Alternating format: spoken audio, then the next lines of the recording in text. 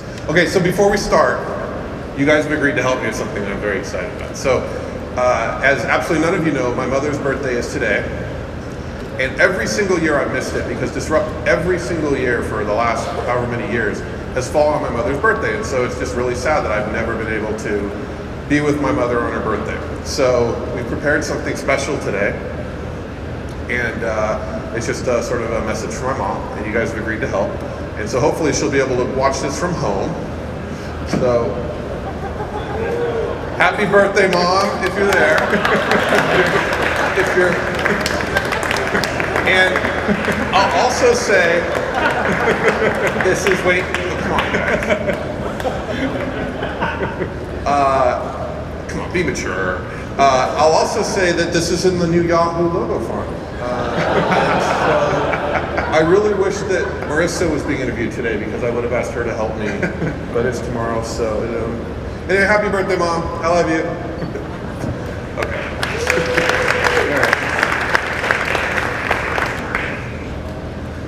Thank you. Thanks for doing that, guys. Of course. I told you I was way too scared to ask Doug Leone to do that earlier. He would have done it, I'm sure, but I'm scared of that guy. So. Is the news up yet? I don't know. You guys have big news. Yeah? Yes. Yes. Tell us the news. David? Well, we just announced the closing of our 14th fund. It's a $1 billion fund. It'll be the first full run of a fund when we've had the headquarters and focus all out here on the West Coast.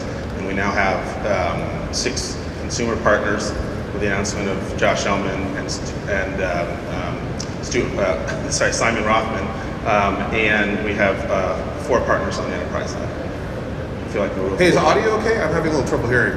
You guys can all hear him fine? Yeah? It's good? No. So they didn't hear you. Plus, come on. You just raised $1 billion. Like, and like, yeah.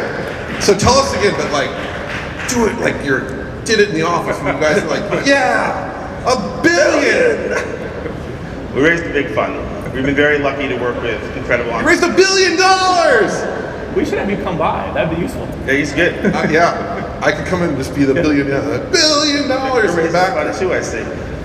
But your last fund was also $1 billion, so really there's no growth here at all. So yeah, it's a flat line. In fact, with inflation, we're actually down, I think, technically. Yeah, inflation is much. It's true. I was asking you backstage, like, what did you spend? Because Fund 13 was after Reid joined. It's sort of before Reid and after Reid, I assume, at the fund, right? And so that was in 2009. So I said, what did you spend the $1 billion on? You said, actually, you don't necessarily spend the whole fund. You cap it when you're done, and you did that with us. So why do you do that, and how does it work? You know, we are lucky to have a close relationship with our LPs since we've come up on our 50th year for a really long while. Yeah. So we've had the same LPs with us again in and year out. We also do our fund as a budget, so against the fee versus assets under management, and so we end up being have a very long-standing, positively aligned relationship with our LPs. That allows us to really raise our funds on a time basis. So we'll raise our fund, we'll start a new fund, but it's basically every 4 years if you go look at the math. Yeah. And we just start the fund and look at the rate that's been going on, which is the sense of the rate of the market investment, and we'll cap it. So we've had funds that last fund actually we upsized from about 600 million to $1 billion in about a week. The fund that we had 2 ago, we took from $1 billion actually to 500 million. I'm still having a little trouble with your audio. Can you guys hear? Raise your hand if you're having trouble hearing, David. Is it better out there? I guess it's better out there. Not that much better, I guess. It might just be up here. Fix that. Yeah. So how much of Fund 13 did you actually spend, or have you spent so far? About half. Okay. That's usually where we'll cap it. So if the number that you say the fund is bullshit, and it's truly just the number that you spent. You always have to say that word on stage. Why not? Yeah, I know. Sorry. But why not say we just raised a $150 billion venture fund when it doesn't really matter, right? Because you're going to spend whatever. Well, these are the capital commitments that with our LPs, and we could spend up to $1 billion if you wanted to, if we feel the investments are right. I mean, it's up to us to be good custodians and only to invest when the investments are prospective. And are you guys good custodians? We hope so. Now, this was you announced right now, so that's a big deal. But Reid, you guys being LinkedIn, your other life, raised $1.something billion last week for acquisitions. 1.3 billion. 1.3 billion last week for acquisition to buy other companies, basically. Well, any purpose, which can include acquisition. What other purpose is there for $1.3 billion, right? It's like You see how it plays. solid gold toilets in the bathroom. Well, maybe solid gold toilets. Stock buyback, right? Could be a stock. Oh, you have to register for that separately. If I am generally speaking, I think that's a tool to only be used very rarely. But stock buyback. Yeah, and you have to register and so on. But there's no plan for that. Okay. All right. So, but $2.3 billion in like a week. How does that feel? It's like cool. A little mind blowing. Yeah. Well, he doesn't have to do that for this. Come on, Reid. $1.3 billion. I think you can take it on the road. So what is this? Like a couple years ago, you announced this, the Angel Fund, the Discovery Fund, which you thought would be about $20 million, sub fund of the big fund, and you've made a lot of investments, had some really good outcomes. So is that working out well, and will you continue that with the new fund? It is working out well. We will continue it. We've invested about $20 million. All of our investments are very early stage, kind of very high beta, and so a few have gone to interesting acquisitions. Most recently was Viki by Rakuten, which is probably one of the largest acquisitions from a Japanese global company. What does Viki do? Viki is essentially kind of like an international Hulu, which is, it has a subtitling community which does deals with video content owners and brings the video content to their community. Their community provides professional grade subtitling back to the owners for free, and then revenue share for broadcasting it with global distribution. Okay. All right. Well, that's cool. All right. Any other liquidity events from that fund? Go Instant from Salesforce, I think Quickie from Yahoo. Yeah. These are all, we always target, even at the Discovery Fund, what could be, industry transforming companies. Yeah.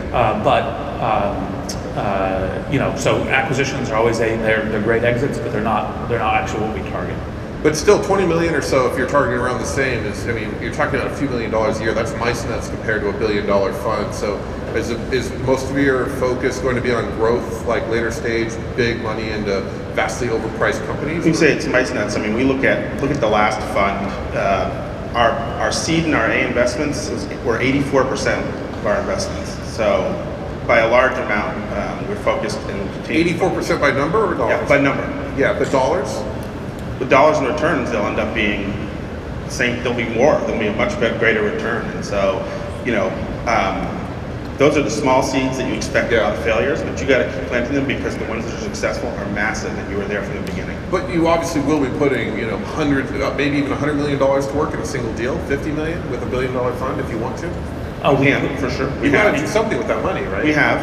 Well, and the other thing we've done is, we've been much more focused on being aggressive in supporting on follow-on rounds and even leading in and leading rounds. Okay. In our successful companies, and that's another thing.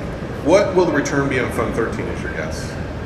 You're allowed to talk about it. Halfway through, you wouldn't. What was 12? We don't really talk about it. You don't really talk about it, no. Sorry. All right. I wish you guys would let me invest in the fund, and then I'll get the financial statements, and we can. You get a lot more than that, too. I can't afford to invest in your fund. What's this marketplaces fund that you guys are doing? This is another.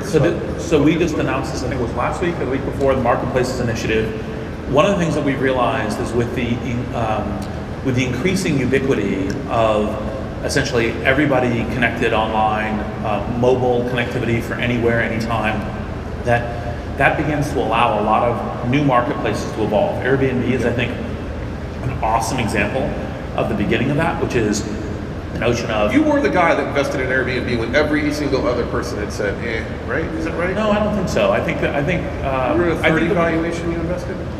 Or 50? It was their very early stage, right? We did a very early stage in Airbnb. Sequoia invested before us. We invested next. Okay. Right. And but it was a recognition. It was very small when we did it, and it was a recognition that that a combination of awesome founders and essentially a marketplace for space is a huge idea. Right. And what we think is that there's a set of new coming opportunities for marketplaces because of this increasing ubiquity, where people are getting more comfortable with transacting online, with understanding what marketplaces is, with being able to understand, like, okay, how do I select and who do I transact with and how does a reputation system work, Yeah. these sorts of things. And so Simon built eBay Autos, which is a huge category.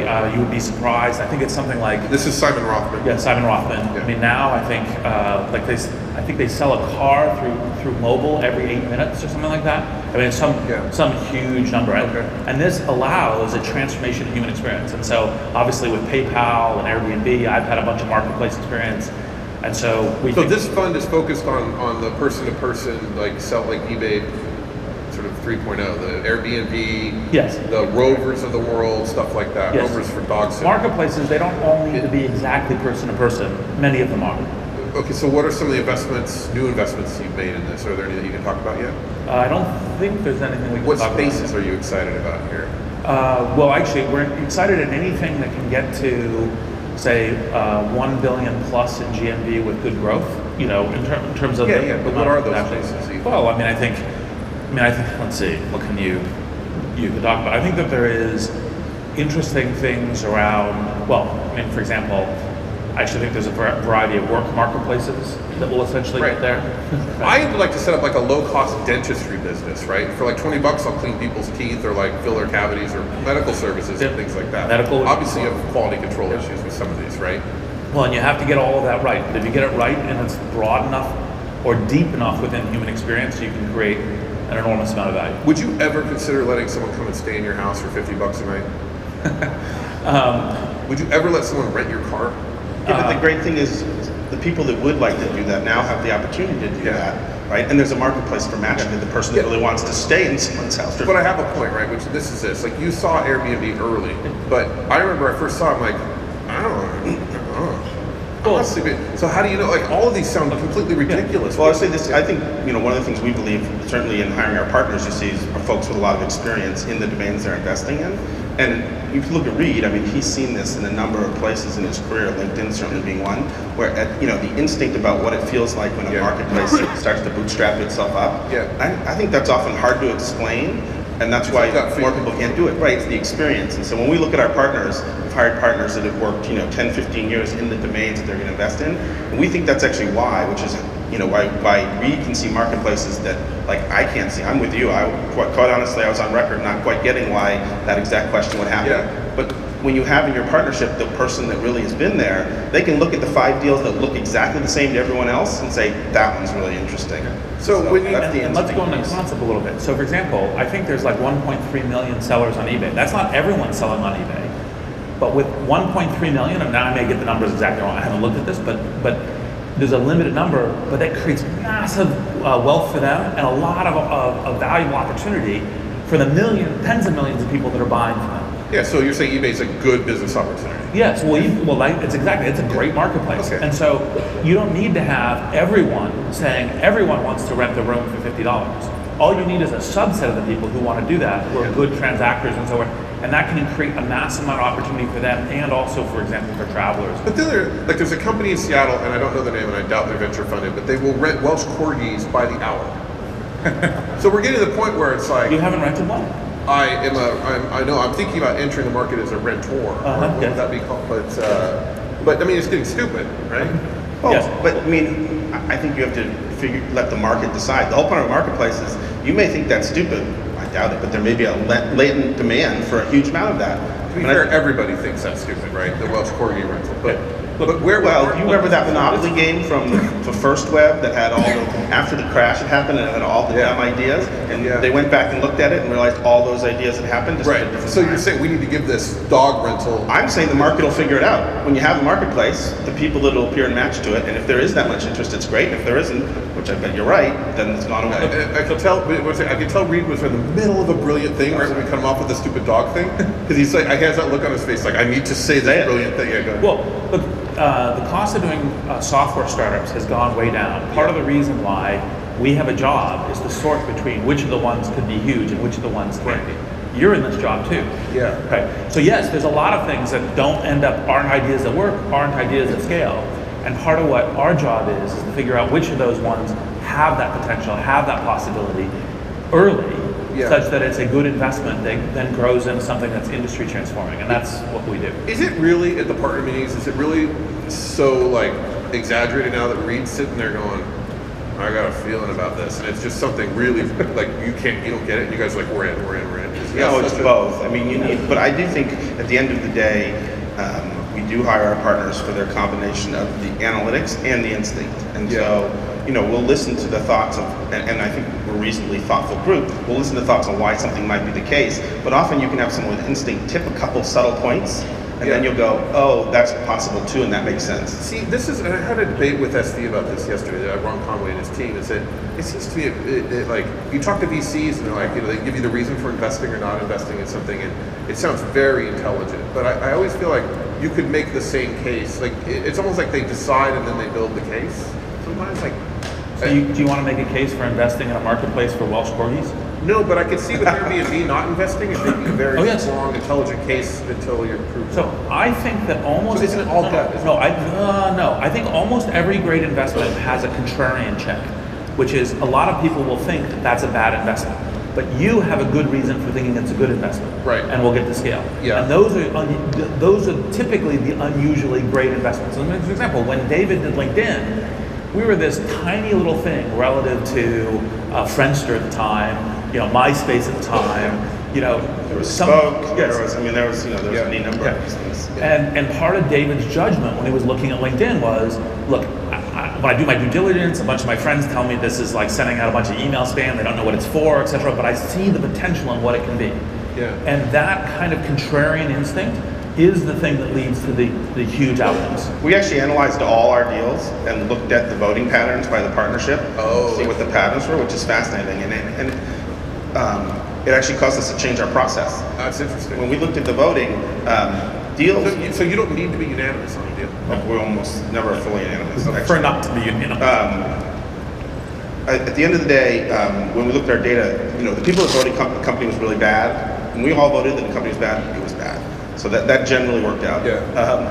The interesting thing was the next category was when people all loved it, the returns actually turned out to be pretty mediocre. And it's the ones in the middle where there's actually a lot of debate and where it's not completely clear and where we decide often to tip to experience, which we think creates instinct, are the ones in this middle where some people don't really get it. And when we look back at it, first of all, we concluded, wow, we got to be careful not to quash that kind of conversation. So we actually changed a number of things in our process to make sure that those deals don't get trampled or tipped inappropriately. But the other thing we realized is, we got to embrace that. That's where the huge outcomes are, and we got to figure out how to find the kind of companies that cause that. Because the other ones, actually the ones that everyone agree on, it's probably because it's too easy. So if you can get all three of us in different domains around the table to agree that this is great, it's probably because it's averaged out. And so we really focus on the outliers. So you're looking for the thing that looks contrarian, but actually has the real ability to experience is one. Passion from partners is another one. Great entrepreneurs is another one. Those are the kinds of variables that tip across that. Okay. Is there anything else you want to talk about with the new fund? I think we feel we're mixing two things. We're missing.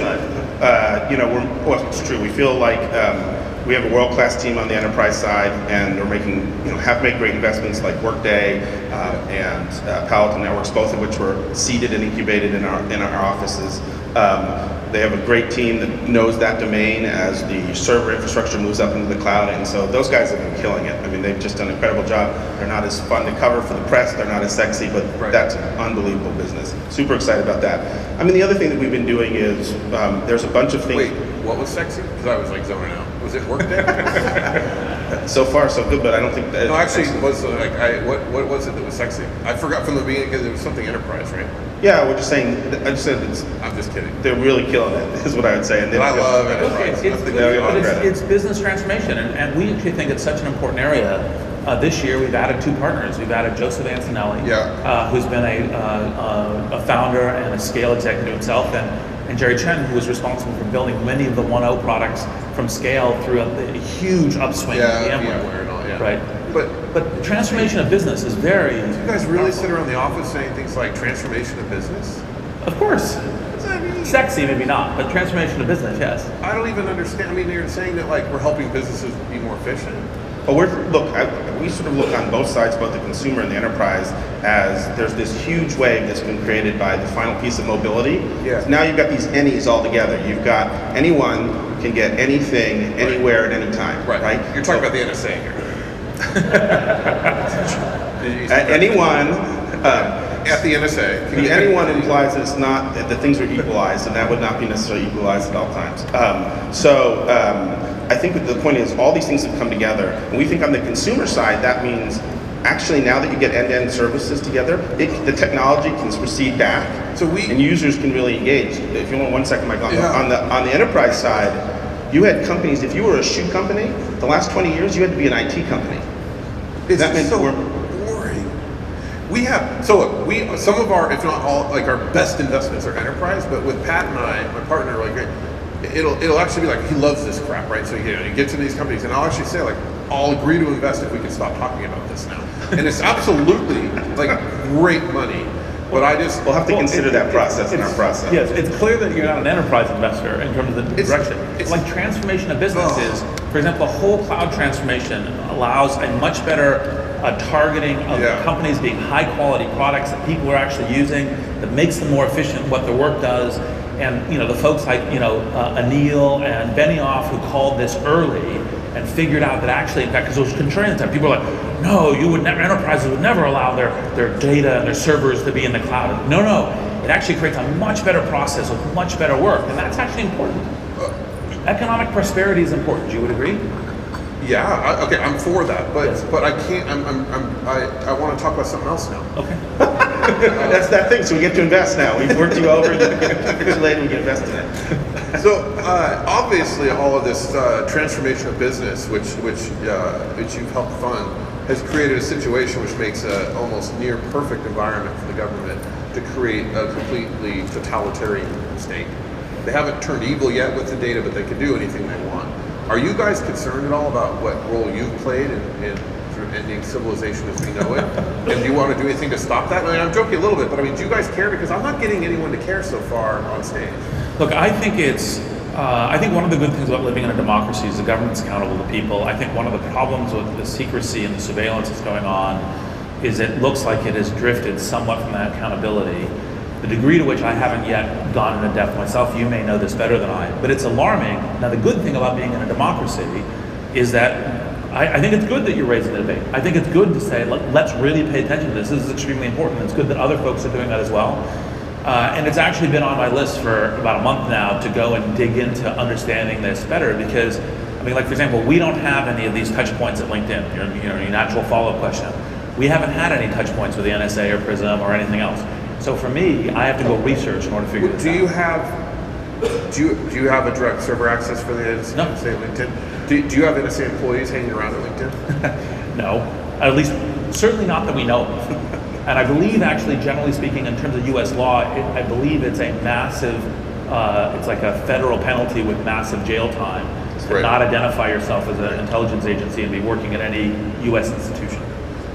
Are there people, like does Jeff Weiner, the CEO, does he actually know? I mean, some of this stuff, when the government requests come in for data, you have to have some kind of security clearance, and sometimes the CEO and executives don't even know. Well, are there things going on that you don't even know? As chairman of the board, and Jeff's and I offices are next to each other, so we work together. I'm pretty sure we would know, and we have an awesome GC, Eric Rottenberg, who is very on top of these issues. So I would be highly surprised if there was anything going on that I wasn't informed about. So you think there's not a lot of terrorist plots being hatched on LinkedIn? I don't but the think government doesn't care as much. That's probably true. Okay, all right, but are you more afraid of terrorism or the U.S. government? Myself, I am more afraid of terrorism. I'm aware from your comments yesterday that you think that the U.S. government is engaging in that was terrorism. my trick question, yes, right? I understand. Yeah. Yes, but once you do it once in front of a video camera that's broadcast to the world, it's a little hard to do the same trick question again. I need to think up a new trick. Yes. Yes. Well, I was seeing if I was paying attention. But I think that I think terrorism results to essentially violence, right? Bombs, that sort of thing. And there is some violence that comes out of it. I don't think there's any violence that comes out of it. Well, if there's any violence that comes out of it that is other than publicly reported, that's a serious issue, right? But David?